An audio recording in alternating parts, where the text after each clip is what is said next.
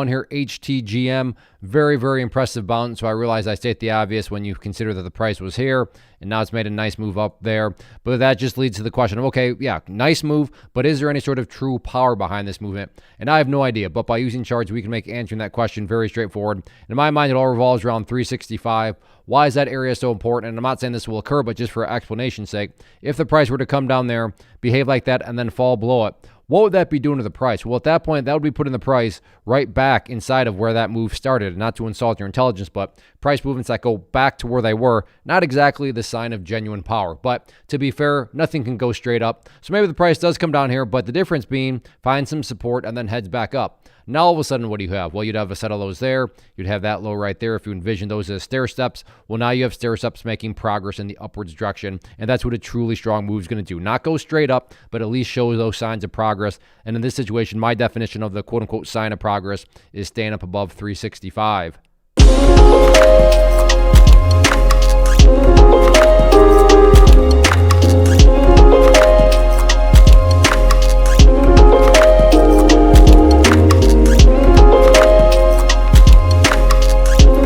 ELYS, and overall a couple of key dynamics here to point out. First one being this trend line right there, which does show that a pullback has been taking place, but along with that is overall the chart is still in an overall uptrend, much higher than where it was on Friday. So want to get that level down there at 28 cents mapped out, and then maybe make this easier to see. Let's just keep it one color.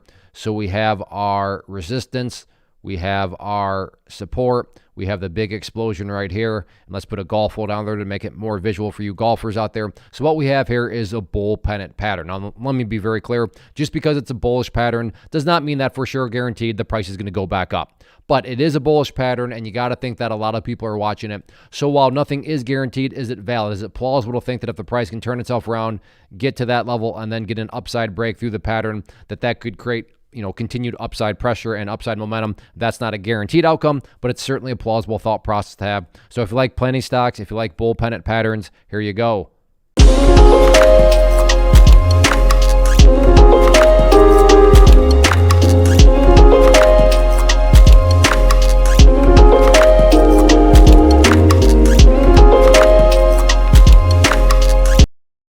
Next, ATNF, nice gap up here, and yes, since the gap up, there has been this downtrending trend line, which is, done a fantastic job of just forecasting all these resistance points. So you got to think a lot of people will be watching that one. And then at the same time, you also have this level right there. So yeah, essentially, and let me change that to green to represent more so the support portion of the pattern. But you do have overall a downwards channel here after the open occurred. But you got to ask yourself, well, what was going on before the downward channel? And the price was down here before exploding all the way up there. So when I factor in the entire context, what I've now drawn is a bull flag pattern.